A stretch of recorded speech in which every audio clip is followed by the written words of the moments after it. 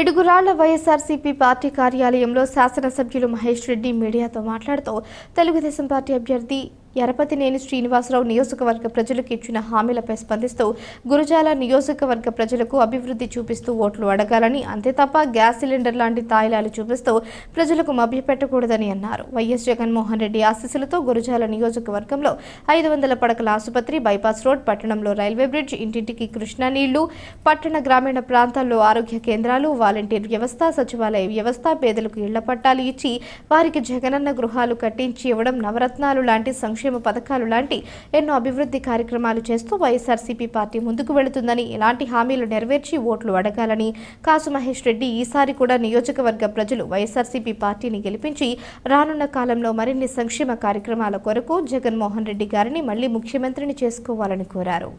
మీరు చూస్తే శాశ్వత పథకాలు, తాగునీరు, లిఫ్ట్ ఇరిగేషన్ పథకాలు, లేదు జాతీయ రహదారులు, లేదు ఇళ్ల పట్టాలు, షాదీఖానాలు, చర్చిలు, మరీ ముఖ్యంగా విద్య కొరకు ఒక ఇంజనీరింగ్ కాలేజ్, ఒక డిగ్రీ కాలేజ్, ఒక అగ్రికల్చర్ కాలేజ్ ఈ గురజాల నియోజకవర్గంలో స్థాపించబోతున్నాం.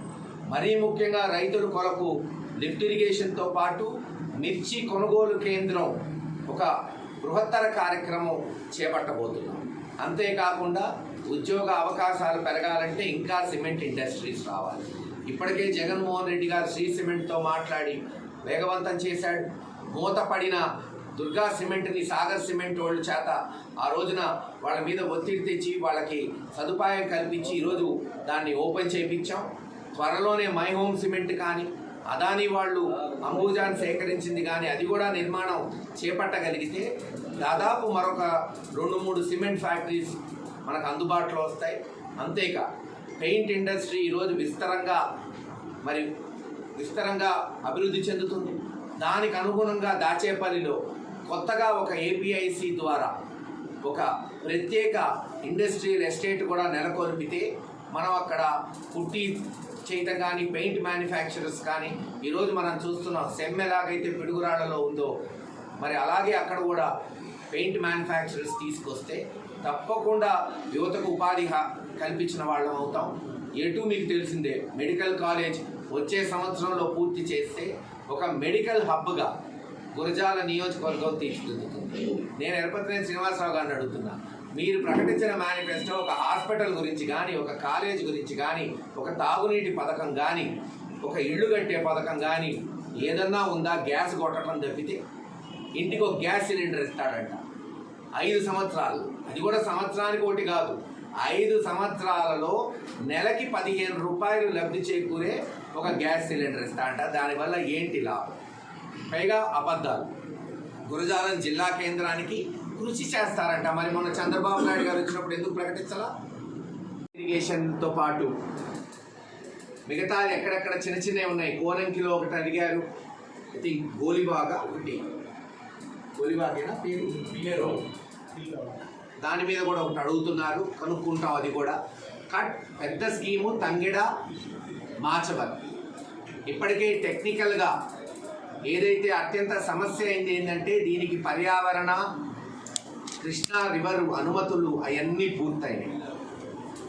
తప్పకుండా 180 కోట్లు కూడా శాంక్షన్ చేయించి వచ్చే 2 సంవత్సరాలలో తంగెడ మాచవరం లిఫ్ట్ ఇరిగేషన్లు పూర్తి చేయగలిగితే చిట్ట చివర భూములకు కూడా కృష్ణా నీళ్ళు అందించిన వాళ్ళం అవుతాం.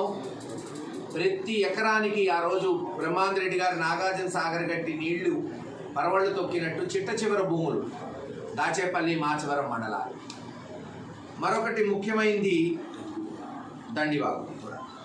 మరొకటి ముఖ్యమైనది జనం చంద్రబాబు నాయుడు గారి మాటలు, ఎరపతినేని శ్రీనివాసరావు గారి మాటలు నమ్మే ధోరణిలో లేరు.